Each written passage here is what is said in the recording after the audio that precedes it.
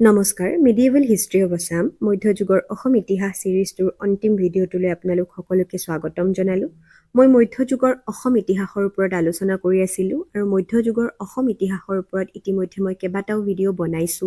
আৰু সেই ভিডিঅ'সমূহত মই কেনেকৈ অসমত মধ্যযুগৰ পাতনি মেলিলে মুছলিম ইনভেজন কমতা কিংডম হেন বংশ তাৰোপৰি চুতীয়া বংশ কছাৰী কিংডম গোটেইখিনি টপিক কভাৰ কৰিছো আৰু আহোম সকলৰো প্ৰায় সকলোখিনি টপিক কভাৰ কৰিও মই কেইবাটাও ভিডিঅ' বনাইছো আৰু ভিডিঅ'সমূহৰ লিংক মই ডেছক্ৰিপশ্যন বক্সত দি দিম আপোনালোকে গৈ পেলাই চাব পাৰিব আৰু মোৰ চেনেলত গৈ পেলাই যদি আপোনালোকে চেক কৰে তেতিয়াহ'লে এখন প্লেলিষ্ট পাব আসাম মিডিয়েবল হিষ্ট্ৰী বুলি তাতেও গৈ পেলাই আপোনালোকে সিৰিয়েলি গোটেইখিনি ভিডিঅ' চাব পাৰিব মই আহোম সাম্ৰাজ্যৰ বিষয়ে আলোচনা কৰি আছিলো আৰু আহোম সাম্ৰাজ্যৰ ওপৰত এটো মোৰ আজি 10 নম্বৰৰ ভিডিঅ' অৰ্থাৎ এটো আজি শেষৰ ভিডিঅ'টো আসলতে যেতিয়াই অসমত আহোম সাম্ৰাজ্যৰ অৱসান ঘটে তাৰ লগে লগে অসমত মধ্যযুগৰো অৱসান ঘটে আৰু তাৰ লগে লগে আৰম্ভ হয় ব্ৰিটিছৰ পোনপটীয়া শাসন আৰু যেতিয়াৰ পৰাই ব্ৰিটিছে পোনপটীয়াভাৱে শাসন কৰিবলৈ আৰম্ভ কৰে সেই ইতিহাসখিনিক আধুনিক ভাৰতৰ ইতিহাস হিচাপে গণ্য কৰা হয় এতিয়া আজি বিশেষকৈ মই আলোচনা কৰিম first Anglo Burmese war treaty of Yandabo revolt against British treaty of Guwahati and of Ahom rule অৰ্থাৎ প্ৰথম ইংগ-বৰ্মা যুদ্ধ ইয়াণ্ডাবুৰ সন্ধি ব্ৰিটিছৰ বিৰুদ্ধে আহোমসকলে কেনেকৈ সেইখিনি সময়ত ৰিভল্ট কৰিছিল সেইখিনিৰ বিষয়ে গুৱাহাটী সন্ধিৰ বিষয়ে আৰু তাৰোপৰি কেনেকৈ অসমত আহোম ৰুলৰ অৱসান ঘটিল সেই গোটেইখিনিৰ বিষয়ে আজি এই ভিডিঅ'টোত আলোচনা কৰিম ইয়াৰ আগৰ ভিডিঅ'টোত মই বিশেষকৈ বাৰ্মিজ ইনভেজন অফ আছাম অসমত মানৰ আক্ৰমণৰ বিষয়ে আলোচনা কৰিছিলোঁ অসমত মানে এবাৰ দুবাৰ নহয় তিনিবাৰ আক্ৰমণ কৰিছিল প্ৰথম আক্ৰমণ কৰিছিল 1817 চনত দ্বিতীয়টো আক্ৰমণ কৰিছিল 1819 চনত আৰু তৃতীয়টো আক্ৰমণ কৰিছিল 1821 চনত 1821 চনত মানসকলে আক্ৰমণ কৰি পেলাই প্ৰায় 1821 পৰা 25 মানলৈকে সেই গোটেই সময়ছোৱাত মানসকলে অসমত ৰাজত্ব কৰিছিল বিশেষকৈ যেতিয়া আহোমসকলৰ ৰজা আছিল চন্দ্ৰকান্ত সিংহ সেইখিনি সময়ত আহোমসকলৰ বুঢ়াগোহাঁই আছিল পূৰ্ণানন্দ বুঢ়াগোহাঁই আৰু আহোমসকলৰ বৰফুকন আছিল বদনচন্দ্ৰ বৰফুকন পদত অধিষ্ঠিত হৈ তেখেতৰ যি স্বেচ্ছাচাৰিতা আছিল সেয়া দিনে দিনে বাঢ়িবলৈ আৰম্ভ কৰিলে আৰু তেখেতে কামাখ্যা হাজু এই মন্দিৰসমূহৰ পৰা সোণৰূপ লুটপাট কৰিবলৈ আৰম্ভ কৰিলে তাৰ লগতে বদনচন্দ্ৰৰ প্ৰজাবৰ্গৰ প্ৰতিও অত্যাচাৰ দিনে দিনে বাঢ়িবলৈ ধৰিলে আৰু পূৰ্ণানন্দ বুঢ়াগোহাঁই বদনচন্দ্ৰৰ এনে ব্যৱহাৰক ভাল পোৱা নাছিল আৰু সেয়েহে বদনচন্দ্ৰক বন্দী কৰিবৰ কাৰণে তেওঁ এটা ফ'ৰ্চ পঠিয়ালে আৰু যেতিয়াই বদনচন্দ্ৰই গম পালে যে তেখেতক বন্দী বনাবৰ কাৰণে পূৰ্ণানন্দ বুঢ়াগোহাঁই এটা ফ'ৰ্চ পঠিয়াইছে তেতিয়াই তেখেতে কি কৰিলে বেংগললৈ পলাই গ'ল আৰু বেংগললৈ পলাই গৈ পেলাই তেওঁ ব্ৰিটিছৰ পৰা সহায় বিচাৰিলে কিন্তু ব্ৰিটিছে বদনচন্দ্ৰক সহায় কৰিবৰ বাবে সন্মতি নজনালে আৰু সেয়েহে তেওঁ পিছত ক'লে গ'ল বৰ্মালৈ গ'ল অৰ্থাৎ বৰ্তমান ম্যানমাৰলৈ গ'ল অৰ্থাৎ মানসকলৰ দেশলৈ গ'ল আৰু তাত গৈ পেলাই তেওঁ মানসকলৰ পৰা বাৰ্মিজসকলৰ পৰা তেওঁ ফেভাৰ বিচাৰিলে আৰু বাৰ্মিজসকলে বদনচন্দ্ৰক সহায় কৰিবৰ বাবে সাজু হ'ল আৰু তাৰ পিছতে 1817 চনত 1817ত মানসকলে আহি পেলাই অসমত প্ৰথমটো আক্ৰমণ কৰে বিশেষকৈ কোৱা হয় যে পূৰ্ণানন্দ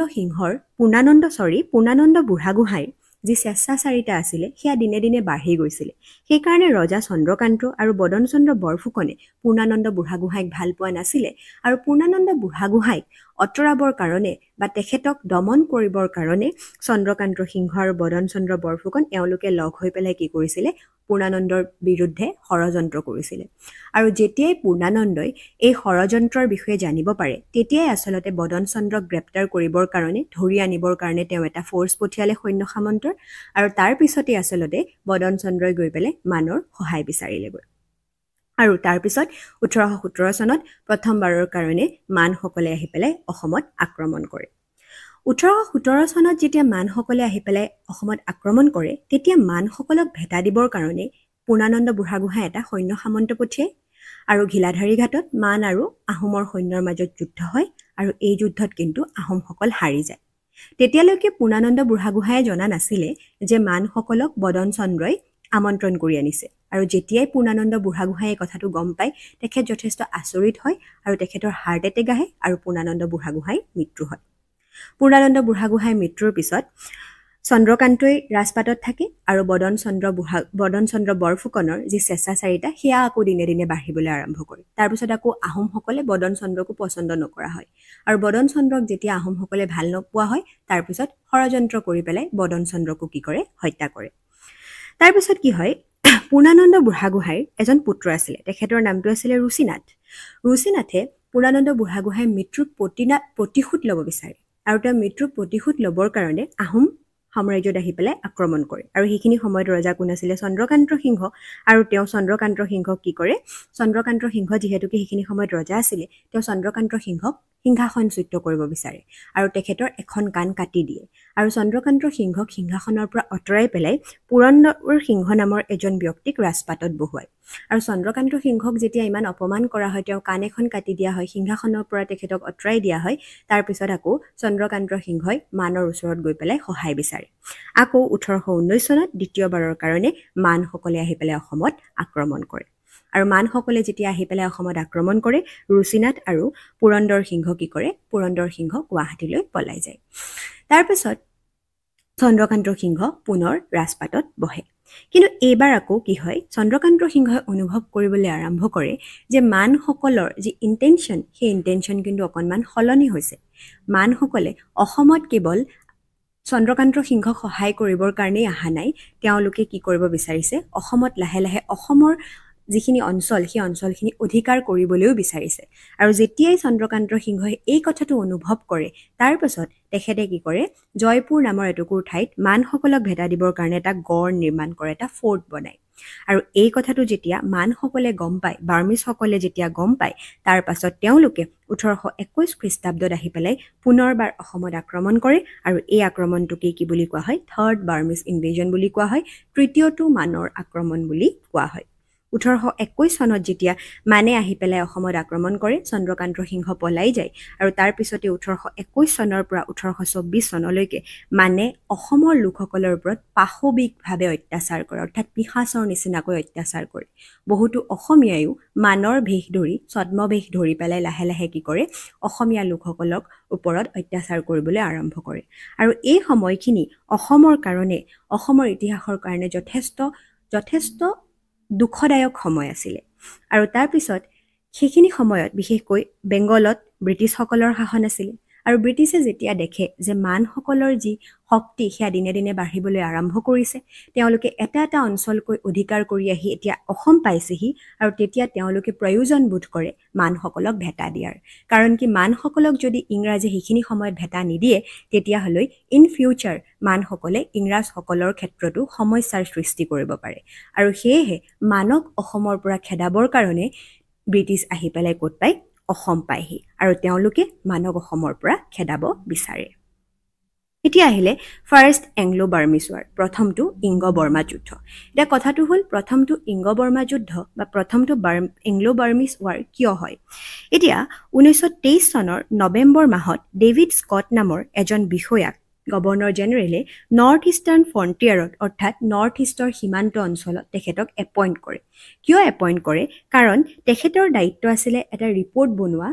অসমৰ যি সমস্যা অসমৰ যি সিচুৱেশ্যন অসমত কেনেকৈ মানসকলে লুটিবলৈ আৰম্ভ কৰিছে কেনেকৈ অত্যাচাৰ কৰিবলৈ আৰম্ভ কৰিছে আৰু মানসকলে কেনেকৈ এটা এটা অঞ্চলকৈ অসমখন অধিকাৰ কৰিবলৈ আৰম্ভ কৰিছে সেই গোটেইখিনি বস্তুৰ ৰিপৰ্ট বনাবলৈ দায়িত্ব দিয়ে ডেভিড স্কটৰ আৰু ডেভিড স্কটে ইংৰাজসকলক জনায় যে এইখিনিয়ে প্ৰপাৰ টাইম এইখিনি সময়তে আমি কি কৰিব লাগে মানসকলক বাধা দিব লাগে কাৰণ কি নহ'লে ইন ফিউচাৰ ইংৰাজসকলৰ কাৰণেও মানসকলে সমস্যাৰ সৃষ্টি কৰিব পাৰে আৰু সেই হেতুকে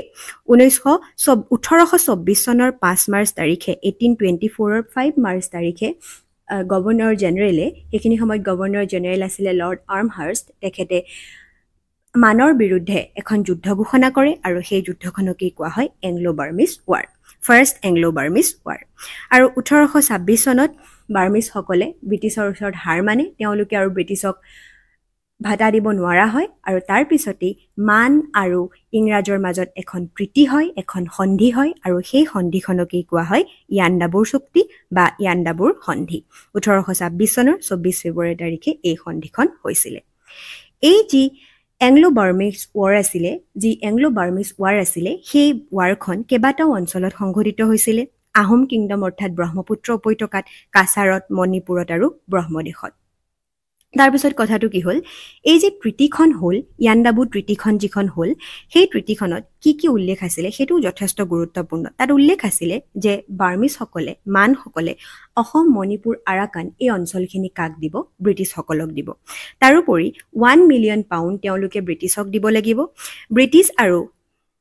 মানসকলে বা বাৰ্মিছসকলে এটা ডিপ্ল'মেটিক ৰিপ্ৰেজেণ্টেটিভ এক্সচেঞ্জ কৰিব, অৰ্থাৎ ৰাষ্ট্ৰদূত তেওঁলোকে সাল সলনি কৰিব আৰু কমাৰ্চিয়েল নেগচিয়েশ্যন কৰিব, অৰ্থাৎ ব্যৱসায় বাণিজ্যৰ কাৰণেও তেওঁলোকে ব্ৰিটিছৰ লগত নেগচিয়েট কৰিব লাগিব মানসকলে। আৰু অসমৰ বিশেষকৈ কাছাৰৰ যিখিনি অঞ্চল, জয়ন্তীয়া যিখিনি অঞ্চল, সেই অঞ্চলখিনিত আহি পেলাই মানসকলে কোনো ধৰণৰ ইণ্টাৰফেয়াৰ কৰিব নোৱাৰিব, হস্তক্ষেপ কৰিব নোৱাৰিব। আৰু বিশেষকৈ অসম আৰু মণিপুৰ এই গোটেই অঞ্চলখিনি মানৰ পৰা কাৰ অধীনলৈ যাব? ব্ৰিটিছৰ অধীনলৈ যাব। আৰু এই গোটেইখিনি কথা ক'ত উল্লেখ আছিলে? ট্ৰিটি অফ ইয়াণ্ডাবুত উল্লেখ আছিলে। আৰু এনেকৈয়ে কি কৰে, ব্ৰিটিছসকলে লাহে লাহে মানসকলৰ পৰা অসমখন তেওঁলোকৰ অধীন কৰিবলৈ আৰম্ভ কৰে। কিন্তু এইখিনিতে প্ৰশ্ন হয় যে ইয়াণ্ডাবু সন্ধিত যদিও কোৱা হয়, আচলতে কোৱা হয় যে যেতিয়াই অসমত ইয়াণ্ডাবুৰ সন্ধি স্বাক্ষৰিত হ'ল, তাৰ পিছৰ পৰাই অসমখন কাৰ হাতলৈ গুচি গ'ল? ব্ৰিটিছৰ হাতলৈ গুচি গ'ল। কিন্তু এইখিনিতে প্ৰশ্ন হয়, ইয়াণ্ডাবু সন্ধিত জানো তেনেকুৱা কোনো ধৰণৰ চুক্তি উল্লেখ আছিলে যে মানসকলক যদি অসমৰ পৰা খেদি পঠিয়ায় তেতিয়াহ'লে অসমখন ব্ৰিটিছৰ হাতলৈ যাব? কিন্তু তেনেকুৱা ধৰণৰ কোনো চুক্তিয়ে কিন্তু এই ইয়াণ্ডাবু সন্ধিত উল্লেখ নাছিলে। ব্ৰিটিছসকলৰ ইণ্টেনশ্যন আছিলে যে তেওঁলোক অসমলৈ আহিব, মানক খেদিব, পুনৰ অসমখন যাৰ আছিলে তাৰ হাতত গতাই দিব, গতাই তেওঁলোক কি কৰিব? পুনৰ নিজৰ অঞ্চললৈ ঘূৰি যাব। কিন্তু ব্ৰিটিছ যেতিয়া অসমলৈ আহে, তেওঁলোকে লাহে লাহে অসমৰ যি ইকনমিক পটেঞ্চিয়েল, অসমৰ যি সম্পদ, তাৰ বিষয়ে তেওঁলোকে জানিব পাৰে। আৰু তাৰ পিছতেই তেওঁলোকে কি কৰে? অসমতে থাকি অসমত শাসন কৰাৰ ডিচিশ্যন লয়। মূলতঃ দুটা কাৰণত ব্ৰিটিছসকলে অসমত শাসন কৰিবলৈ আৰম্ভ কৰে। প্ৰথম কাৰণটো হৈছে তেওঁলোকে ভয় খাইছিলে যে মানসকলে পুনৰবাৰ আহি অসমত আক্ৰমণ কৰিব পাৰে বুলি। দ্বিতীয় কাৰণটো হৈছে সেইখিনি সময়ত তেওঁলোকে গম পাইছিলে যে অসম এখন জংঘল অঞ্চল নহয়, অসমত বহুত সম্পদ আছে, বহুত ৰিচোৰ্চেছ আছে, য'ৰ পৰা তেওঁলোকে বহুত ইকনমিক প্ৰফিট তেওঁলোকে আৰ্ণ কৰিব পাৰিব, বহুত ইকনমিক প্ৰফিট তেওঁলোকে পাব পাৰিব। আৰু সেইকাৰণে তেওঁলোকে ডিচিশ্যন ল'লে যে তেওঁলোকে অসমত কি কৰিব? ৰুল কৰিব। এতিয়া আহিলে David Scott report. David Scott ৰিপৰ্টত ডেভিড স্কটে কি কৰিলে? তেওঁ এটা ৰিপৰ্ট বনালে আৰু সেই ৰিপৰ্টটোত তেওঁ উল্লেখ কৰিলে যে আহোম মনাৰ্কিক অৰ্থাৎ আহোম সাম্ৰাজ্যক অসমৰ দায়িত্ব দিয়া যাওক আৰু তেওঁলোকে কোম্পানীৰ আণ্ডাৰত থাকি পেলাই অসমখন চোৱা চিতা কৰিব। কিন্তু এই ৰিপৰ্টটো গভৰ্ণৰ জেনেৰেলে মানি নল'লে, কোম্পানীয়ে মানি নল'লে আৰু এই ৰিপৰ্টটো কেনচেল কৰিলে। 1828 চনত ডেভিড স্কটে দ্বিতীয়টো ৰিপৰ্ট বনালে আৰু সেই ৰিপৰ্টটোত তেওঁ দুটা প্ৰপ'জেল দিলে। প্ৰথমটো হৈছে যে লোৱাৰ আসাম যিখিনি অঞ্চল, বিশেষকৈ বিশ্বনাথলৈকে, নামনি অসমৰ বিশ্বনাথলৈকে গোটেই অঞ্চলখিনি কাৰ হাতত থাকিব? ব্ৰিটিছৰ হাতত থাকিব। কাৰণ এই অঞ্চলখিনিত কি আছে? যথেষ্ট ইকনমিক পটেঞ্চিয়েল আছে। আৰু বিশেষকৈ আপাৰ আসাম অৰ্থাৎ উজনি অসম যিখিনি অঞ্চল, সেইখিনি কাৰ হাতত থাকিব? ব্ৰিটিছৰ হাতত। সেইখিনি আহোমসকলক দি দিয়া হ'ব, কাৰণ তাত ইমান বেছি কি নাই? সম্পদ নাই, ইমান বেছি ইকনমিক পটেঞ্চিয়েল নাই। কোম্পানীয়ে প্ৰথম যিটো অফাৰ, সেই অফাৰটো মানি ল'লে। মানি লৈ পেলাই 1828 চনৰ 5 মাৰ্চত বিশ্বনাথলৈকে যিখিনি অঞ্চল, সেই গোটেইখিনি অঞ্চল ব্ৰিটিছসকলে দখল কৰিলে। অৰ্থাৎ ব্ৰিটিছসকলে নামনি অসমত শাসন কৰিবলৈ আৰম্ভ কৰিলে, লোৱাৰ আসামত শাসন কৰিবলৈ আৰম্ভ কৰিলে। আৰু এনেদৰেই নামনি অসম কি হ'ল? লাহে লাহে ব্ৰিটিছৰ আণ্ডাৰলৈ গ'ল। তাৰপিছত আহিলে কি? এতিয়া ব্ৰিটিছসকলে যেতিয়া এটা এটাকৈ তেওঁলোকে অঞ্চলসমূহ অধিকাৰ কৰি আছে, সেইখিনি সময়ত আহোমসকল জানো বহি থাকিব? তেওঁলোকে বহি নাথাকে, কাৰণ তেওঁলোকে 600 বছৰ ৰাজত্ব কৰিছে। গতিকে তেওঁলোকে ব্ৰিটিছক খেদাবৰ কাৰণে প্লেন বনাবলৈ আৰম্ভ কৰিলে আৰু ব্ৰিটিছৰ এগেইনষ্টত তেওঁলোকে বিদ্ৰোহ কৰিবলৈ আৰম্ভ কৰিলে। ইয়াৰ কেইবাটাও কাৰণ আছে। প্ৰথম হ'ল ব্ৰিটিছসকলে লোৱাৰ আসামখন অধিকাৰ কৰিছে। দ্বিতীয়টো হৈ গ'ল তেওঁলোকৰ যি পাৱাৰ, আহোমসকলৰ ইমান দিনে যি পাৱাৰ আছিলে, শক্তি আছিলে, তেওঁলোকৰ যি প্ৰিভিলেজ আছিলে, সেয়া লাহে লাহে কমিবলৈ আৰম্ভ কৰিছে। নতুন লিগেল এডমিনিষ্ট্ৰেটিভ ছিষ্টেম আহি গৈছে আৰু তাৰোপৰি কি হৈছে? আহোম মনাৰ্কি অৰ্থাৎ আহোম সাম্ৰাজ্যখন তেওঁলোকে পুনঃ প্ৰতিষ্ঠা কৰিব বিচাৰিলে। আৰু সেইকাৰণে সেইখিনি সময়ত ব্ৰিটিছৰ বিৰুদ্ধে গোমধৰ কোঁৱৰ আৰু ধনঞ্জয় বুঢ়াগোহাঁয়ে বিদ্ৰোহ কৰিবলৈ আৰম্ভ কৰিলে। প্ৰথম বিদ্ৰোহটোক কোৱা হয় ৰিভল্ট অফ গোমধৰ কোঁৱৰ আৰু এই বিদ্ৰোহটো কৰা হৈছিলে 1828 খ্ৰীষ্টাব্দত। এতিয়া চাই লওঁ গোমধৰ কোঁৱৰে এই বিদ্ৰোহটো কেনেকৈ কৰিছিলে। ধনঞ্জয় বুঢ়াগোহাঁয়েও এই বিদ্ৰোহটোত তেওঁ এটা পাৰ্ট আছিলে, অংশ আছিলে। মূলতঃ ধনঞ্জয় বুঢ়াগোহাঁয়ে এই ৰিভল্টটো আৰম্ভ কৰিছিলে আৰু গোমধৰ কোঁৱৰক তেওঁ কি কৰিছিলে, আহোম সাম্ৰাজ্যৰ ৰজা হিচাপে তেখেতক সিংহাসনত বহুৱাইছিলে আৰু 1828 খ্ৰীষ্টাব্দত তেওঁলোকে স্থানীয় জেগাৰ পৰা আৰ্মছ আৰু অৰ্থাৎ বিভিন্ন ধৰণৰ অস্ত্ৰ শস্ত্ৰ আৰু সৈন্যবাহিনী গোটাই পেলাই তেওঁলোক আহি পেলাই 1828 চনৰ নৱেম্বৰ মাহত মৰিয়নি পাইছিলেহি। কিন্তু তেতিয়াই ব্ৰিটিছসকলে গোমধৰ কোঁৱৰ আৰু ধনঞ্জয় বুঢ়াগোহাঁইৰ এই যিটো প্লেন হয় সেই প্লেনটোৰ বিষয়ে গম পালে আৰু গম পোৱাৰ পাছত কি কৰিলে, গোমধৰ কোঁৱৰ পলাই গ'ল নাগাহিললৈ। কিন্তু দুদিন পিছতেই তেখেতক ধৰি আনিলে, দুদিনমান পিছতেই তেখেতক ধৰি অনা হ'ল আৰু তাৰপিছতে তাৰ লগত আন যিসকল ব্যক্তি জড়িত হৈ আছিলে তেওঁলোককো এৰেষ্ট কৰা হ'ল। গোমধৰ কোঁৱৰক প্ৰথমতে এটা যথেষ্ট কঠোৰ শাস্তি বিহা হৈছিলে। পিছত যেতিয়া গম পালে যে গোমধৰ কোঁৱৰ তেওঁ জাষ্ট নামতহে বিদ্ৰোহখনত আছে, কিন্তু বিদ্ৰোহখন সম্পূৰ্ণ আন ব্যক্তিৰ জৰিয়তে চলোৱা হৈছে, তাৰপিছত কি কৰা হয়, গোমধৰ কোঁৱৰৰ শাস্তি কমাই দিয়া হয় আৰু মেইন যিজন লিডাৰ এই বিদ্ৰোহখনত আছিলে তেখেত হৈছে ধনঞ্জয় বুঢ়াগোহাঁই আৰু ধনঞ্জয় বুঢ়াগোহাঁইক কি দিয়া হয়, মৃত্যুদণ্ড দিয়া হয়। কিন্তু ধনঞ্জয় বুঢ়াগোহাঁই জেলৰ পৰা পলাই যাবলৈ সক্ষম হয় আৰু তেওঁ গৈ পেলাই নাগাহিলত গৈ পেলাই চেল্টাৰ লয়, অৰ্থাৎ নাগাহিলত তেখেতে ব্ৰিটিছৰ পৰা পলাই লুকাই থাকিবলৈ আৰম্ভ কৰে। গতিকে এনেকৈ ৰিভল্ট অফ গোমধৰ কোঁৱৰ অৰ্থাৎ প্ৰথমখন যিখন বিদ্ৰোহ আহোমসকলে ব্ৰিটিছৰ বিৰুদ্ধে কৰিছিলে সেই বিদ্ৰোহখন দমন কৰিবৰ কাৰণে ব্ৰিটিছসকল সক্ষম হয়। তাৰপিছত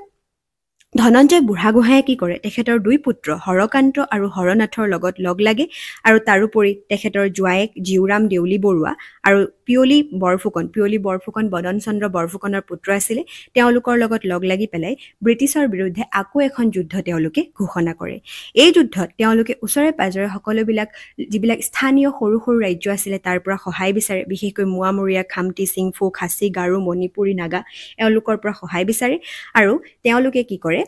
ব্ৰিটিছৰ বিৰুদ্ধে যুদ্ধ কৰিবৰ বাবে আগবাঢ়ি আহে। কিন্তু তেওঁলোকে যিমান পৰিমাণে সহায় পাব বুলি ভাবিছিলে সেই পৰিমাণে তেওঁলোকে সহায় নাপায় আৰু ব্ৰিটিছৰ ওচৰত তেওঁলোক কি হয়, হাৰি যায়। আৰু যেতিয়াই ব্ৰিটিছৰ ওচৰত তেওঁলোক হাৰি যায় তেতিয়া মেক্সিমাম লোকক কি কৰা হয়, বন্দী বনোৱা হয় আৰু বহুতো লোকক তেওঁলোকে এৰেষ্ট কৰে। কিন্তু যিজন ধনঞ্জয় বুঢ়াগোহাঁই আছিলে, ধনঞ্জয় বুঢ়াগোহাঁই পলাই যাবৰ বাবে পুনৰবাৰ সক্ষম হয়। পিয়লি বৰফুকন আৰু জীউৰাম দেউলী বৰুৱাক কি কৰা হয়, তেওঁলোকে ফাঁচি দিয়ে শিৱসাগৰত 1830 চনৰ আগষ্ট মাহত। আৰু সেইকাৰণে পিয়লি ফুকনক কি বুলি কোৱা হয়, অসমৰ প্ৰথমজন শ্বহীদ বুলি কোৱা হয়। তাৰপিছতে এই বিদ্ৰোহখনো ব্ৰিটিছসকলে কঠোৰ হাতেৰে দমন কৰিব পাৰে আৰু সেইখিনি সময়ত ব্ৰিটিছসকলৰ গভৰ্ণৰ জেনেৰেল সলনি হৈছিলে। লৰ্ড উইলিয়াম বেণ্টিং ব্ৰিটিছসকলৰ গভৰ্ণৰ জেনেৰেল হয়, ইষ্ট ইণ্ডিয়া কোম্পানীৰ গভৰ্ণৰ জেনেৰেল হয়। যেতিয়া Lord William Bentinck governor general হয়, লৰ্ড উইলিয়াম বেণ্টিঙে ডেভিড স্কটৰ লগত সন্মতি জনায় আৰু তেওঁ ডেভিড স্কটে যি প্ৰপ'জেল দিছিলে যে আহোমসকলক আপাৰ আছামটো দি দিয়া হওক, সেই কথাটো লৰ্ড উইলিয়াম বেণ্টিঙে মানি লয় আৰু তেওঁলোকে কি কৰে, ফাইনেলি ডিচিশ্যন লয় যে 1832 খ্ৰীষ্টাব্দত আপাৰ আছাম অৰ্থাৎ উজনি অসম যিখিনি অঞ্চল সেই অঞ্চলখিনি কাক দি দিয়া যাওক, আহোমসকলক দি দিয়া যাওক। কাৰণ ইতিমধ্যে 600 বছৰ আহোমসকলে তাত ৰাজত্ব কৰিছে, গতিকে ব্ৰিটিছসকলে ইমান সহজে সেই অঞ্চলখিনি অধিকাৰ কৰিব নোৱাৰিব বুলি তেওঁলোকে অলৰেডি বুজি পাইছিলে আৰু সেইকাৰণে তেওঁলোকে ভাবিলে যে সেই অঞ্চলটো কি কৰা যাওক, আহোমসকলক দি দিয়ক। আৰু সেইকাৰণে তেওঁলোকে তাত কাক ৰজা পাতিব সেইটো ডিচাইড কৰিবৰ কাৰণে কিছুমান ব্যক্তিৰ নাম তেওঁলোকে সংগ্ৰহ কৰিলে আৰু তাৰ ভিতৰত চন্দ্ৰকান্ত সিংহ আৰু পুৰন্দৰ সিংহ আছিলে। কিন্তু তেওঁলোকে পুৰন্দৰ সিংহক কি কৰিলে, আহোমসকলৰ ৰজা হিচাপে চুজ কৰিলে, আহোমসকলৰ ৰজা হিচাপে তেওঁলোকে বাছনি কৰিলে। আৰু যদিও চন্দ্ৰকান্ত সিংহই গৈ পেলাই আকৌ ৰিপিল দিলেগৈ যে তেওঁক প্ৰকৃততে ৰজা বনাব লাগে, কাৰণ আচলতে ৰজা কিন্তু চন্দ্ৰকান্ত সিংহই হয়, আমি পাইছিলোৱেই। চন্দ্ৰকান্ত সিংহক অঁতৰাইহে ৰুচিনাথে পুৰন্দৰ সিংহক ৰজা বনাইছিলে। কিন্তু চন্দ্ৰকান্ত সিংহই প্ৰকৃত অধিকাৰী আছিল যদিও ব্ৰিটিছসকলে চন্দ্ৰকান্ত সিংহৰ কথাটো মানি নললে আৰু পুৰন্দৰ সিংহকেই ৰাজপাটত বহোৱা হয়। আৰু 1833 চনৰ 2 মাৰ্চ তাৰিখে পুৰন্দৰ সিংহ আৰু ব্ৰিটিছসকলৰ মাজত এখন ট্ৰিটি হয়, এখন চুক্তি হয় আৰু সেই চুক্তিখনকে কি বুলি কোৱা হয়, ট্ৰিটি অফ গুৱাহাটী বুলি কোৱা হয়। আৰু ট্ৰিটি অফ গুৱাহাটী যেতিয়া হয় সেই ট্ৰিটিখনতেই তাতে মেনশ্যন আছে বিশেষকৈ ধনশ্ৰী ৰিভাৰৰ পৰা আৰম্ভ কৰি পেলাই ব্ৰহ্মপুত্ৰৰ সাউথ বেংক অৰ্থাৎ দক্ষিণ অংশৰ পৰা আৰম্ভ কৰি পেলাই বিশ্বনাথৰ ওচৰলৈকে সেই গোটেই অঞ্চলখিনি কাক দিয়া হৈছে, আহোম ৰজাক দিয়া হৈছে আৰু আহোম ৰজা পুৰন্দৰ সিংহই তাৰ বিনিময়ত ব্ৰিটিছসকলক এটা ট্ৰিবিউট দিব লাগিব 50,000 টকাৰ আৰু তাৰোপৰি ৰজাই সময় সাপেক্ষে ব্ৰিটিছসকলৰ লগত তেওঁ কি কৰিব লাগিব নেগোচিয়েট কৰিব লাগিব ব্ৰিটিছসকলৰ এডভাইচ মানিব লাগিব আৰু তাৰপিছত কি হয় এই ট্ৰিটিখন হৈছিলে এইটো বহুত ইম্পৰ্টেণ্ট হয় এই ট্ৰিটিখন হৈছিলে 1833 খ্ৰীষ্টাব্দত তৃতীয় গুৱাহাটী যেতিয়া হৈ যায় তৃতীয় গুৱাহাটীৰ পিছত লাহে লাহে ব্ৰিটিছসকলে অনুভৱ কৰিবলৈ আৰম্ভ কৰে যে আপাৰ আছাম যিখিনি অঞ্চল সেই অঞ্চলখিনি তেওঁলোকে আহোমসকলক দি ভাল কৰিলে নে বেয়া কৰিলে কাৰণ কি হয় ব্ৰিটিছসকলে তেতিয়া ইতিমধ্যে গম পায় যে অকল লোৱাৰ আছামতেই নহয় আপাৰ আছামতো কি আছে যথেষ্ট পৰিমাণে ইকনমিক পটেনশিয়েল আছে যথেষ্ট পৰিমাণে কি আছে তাতো সম্পত্তি আছে সম্পদ আছে আৰু মই কৈছোৱে যতেই সম্পদ ততেই ব্ৰিটিছ মুঠতে যতেই সম্পত্তি থাকে ততেই ব্ৰিটিছ যতেই পইচা ততেই ব্ৰিটিছ কাৰণ ব্ৰিটিছসকলৰ ব্যৱসায়িক আছিলে তেওঁলোক ইষ্ট ইণ্ডিয়া কোম্পানী এটা কোম্পানী হয় তেওঁলোক ব্যৱসায় কৰিবলৈ আহিছে গতিকে তেওঁলোকৰ মেইন তেওঁলোকৰ এইমটোৱে হৈছে পইচা ঘটা আৰু তেতিয়া তেওঁলোকে গম পালে যে আপাৰ আছামতো ইকনমিক পটেনশিয়েল আছে তাৰপিছত তেওঁলোকে লাহে লাহে ভাবিবলৈ আৰম্ভ কৰিলে যে কেনেকৈ পুৰন্দৰ সিংহক অতৰাই সেই আপাৰ আছাম যিখিনি অঞ্চল সেই অঞ্চলখিনিও নিজৰ কবললৈ আনি গোটেই অসমখন তেওঁলোকে যাতে নিজৰ অধিকাৰলৈ আনি শাসন কৰিব পাৰে কাৰণ তেতিয়াহে তেওঁলোকৰ সব পিনৰ পৰা সুবিধা হ'ব অসমত লুটপাট কৰাৰ পৰা আৰম্ভ কৰি পেলাই অসমক শোষণ কৰালৈকে তাৰপিছত কি হয় পুৰন্দৰ সিংহক সেইখিনি সময়ত পুৰন্দৰ সিংহৰ যি ক্ষমতা সেই ক্ষমতা লাহে লাহে ব্ৰিটিছসকলে কমুৱাই আনে আৰু তেওঁ অনলি যোৰহাটৰ যিখিনি অঞ্চল সেই অঞ্চলখিনিতহে খালি পুৰন্দৰ সিংহৰ যি মানে শাসন থাকে অকল যোৰহাট অঞ্চলখিনিতেই সীমাবদ্ধ থাকে আৰু তেওঁ ৰজাৰ পৰা তেওঁ ষ্টেটাছটো কি হয় জাইগিৰদাৰ অৰ্থাৎ এজন মহাজনৰ সমান তেওঁৰ ষ্টেটাছটো হৈ যায় ৰজাৰ পৰা কাৰণ ব্ৰিটিছসকলে লাহে লাহে তেওঁৰ ক্ষমতা কমুৱাই আনি থাকে আৰু জানুৱাৰী 1834ত কেপ্টেইন ফ্ৰেন্সিছ জেনকিন নামৰ এজন ব্যক্তিক কমিশনাৰ হিচাপে এপইণ্টমেণ্ট দিয়া হয় আৰু তেখেতে গৈ পেলাই আপাৰ আছামত এটা ছাৰ্ভে কৰে আৰু সেই ছাৰ্ভেটোত তেখেতে কি দিয়ে কলকাতা গভৰ্ণমেণ্টলৈ এটা ৰিপৰ্ট দিয়ে যে পূৰ্ণানন্দ বুঢ়াগোহাঁই এজন এফিচিয়েণ্ট ৰুলাৰ নহয় তেখেতে পুৰন্দৰ সিংহ এজন এফিচিয়েণ্ট ৰুলাৰ নহয় পুৰন্দৰ সিংহই ভালকে শাসন কৰিবলৈ পৰা নাই আৰু তেখেতে যথেষ্ট মিছগভৰ্ণ কৰিছে তেখেতৰ গভৰ্ণমেণ্টখন একেবাৰে ভাল নহয় গতিকে পুৰন্দৰ সিংহক ইয়াৰ পৰা আঁতৰাব লাগে আৰু পুৰন্দৰ সিংহক তেখেতে এজন ৱৰ্ষ্ট কিং বুলি টেগ দিয়ে তেখেতৰ যে শাসনকাল সেই শাসনৰ সময়ছোৱাক যথেষ্ট দুৰৱস্থাৰ সময় বুলি তেখেতে ৰিপৰ্টত উল্লেখ কৰে আৰু তাৰপিছত ব্ৰিটিছে 1838 চনৰ 16 ছেপ্টেম্বৰ তাৰিখে আপাৰ আছাম অঞ্চলটো কি কৰে উজনি অসম অঞ্চলটো তেওঁলোকে কেপচাৰ কৰিলে 1833 চনত তেওঁলোকে নামনি অসম কেপচাৰ কৰে আৰু 1838 চনত তেওঁলোকে কি কৰে গোটেই যি আপাৰ আছাম অঞ্চলটো আছিলে সেই অঞ্চলটো তেওঁলোকে লাহে লাহে কেপচাৰ কৰি 1828 চনত তেওঁলোকে উজনি অসম কেপচাৰ কৰে আৰু 1838 চনত তেওঁলোকে লাহে লাহে আপাৰ আছাম অঞ্চলটো কেপচাৰ কৰি লয় আৰু তাৰপিছত পুৰন্দৰ সিংহক এটা পেঞ্চন দিব বিচাৰে 1000 টকা কিন্তু সেইটো পুৰন্দৰ সিংহই একচেপ্ট নকৰে আৰু এনেকৈ অসমত যি 600 বছৰীয়া আহোমৰ ৰাজত্বৰ কাল আছিলে সেই ৰাজত্ব কালৰ অৱসান ঘটে আৰু তাৰ পিছৰ পৰাই ব্ৰিটিছসকলে অসমত শাসন কৰিবলৈ আৰম্ভ কৰে শোষণ কৰিবলৈ আৰম্ভ কৰে আৰু ইয়াৰ এইখিনিতেই অসমৰ যি মধ্যযুগৰ ইতিহাস ইয়াতে অৱসান ঘটে আৰু তাৰ পিছতে আৰম্ভ হয় আধুনিক অসমৰ ইতিহাস গতিকে ইয়াৰ পিছৰ ভিডিঅ'টোত মই আধুনিক অসমৰ ইতিহাসৰ বিষয়ে আলোচনা কৰিম অৰ্থাৎ হেতু এটা নতুনকৈ এটা সিৰিজ বনাম য'ত মই আধুনিক অসমৰ টপিকবিলাক সিৰিয়েলি আলোচনা কৰি যাম বিশেষকৈ মই এছ.এল. বৰুৱাৰ এ কম্প্ৰিহেনচিভ হিষ্ট্ৰী অফ আছাম এই বুকখনৰ পৰা ফ'ল' কৰি ভিডিঅ'সমূহ বনাইছোঁ আৰু ক্লাছ 9-10ৰ যি হিষ্ট্ৰী বিশেষকৈ 9ৰ যিখন ক্লাছ 10ৰ হিষ্ট্ৰী পাৰ্ট হয় ছ'চিয়েল ছায়েন্সৰ সেই পাৰ্টটোৰ পৰাও মই অলপ ডাটা লৈছোঁ আৰু যিমান পাৰোঁ মই ডিটেইলছত ভিডিঅ'খিনি বনাবৰ কাৰণে চেষ্টা কৰিছোঁ আপোনালোকে ভিডিঅ'খিনি চাব আৰু যদি চাই তেতিয়াহ'লে মোৰ চেনেলটো প্লিজ ছাবস্ক্ৰাইব কৰি দিব আৰু আপোনালোকে মোৰ চেনেলত গৈ পেলাই মিডিয়েবল হিষ্ট্ৰী অফ আছাম বুলি এই প্লেলিষ্টখনত চালে আপোনালোকে গোটেইখিনি ভিডিঅ' পাই যাব চিৰিয়েলি মই এড কৰি থৈছোঁ আৰু এনচিয়েণ্ট আছাম কমপ্লিট হিষ্ট্ৰী বুলিও মই এটা সিৰিজ বনাইছোঁ তাতো মই এনচিয়েণ্ট অসমৰ প্ৰায় সকলোখিনি টপিক কভাৰ কৰি পেলাই এই সিৰিজটো বনাইছিলোঁ গতিকে আপোনালোকে ভিডিঅ'খিনি চাব পাৰে যদি মোৰ ভিডিঅ'টো চাই ভাল পালে তেতিয়াহ'লে প্লিজ লাইক শ্বেয়াৰ কমেণ্ট আৰু ছাবস্ক্ৰাইব কৰি দিব থেংক ইউ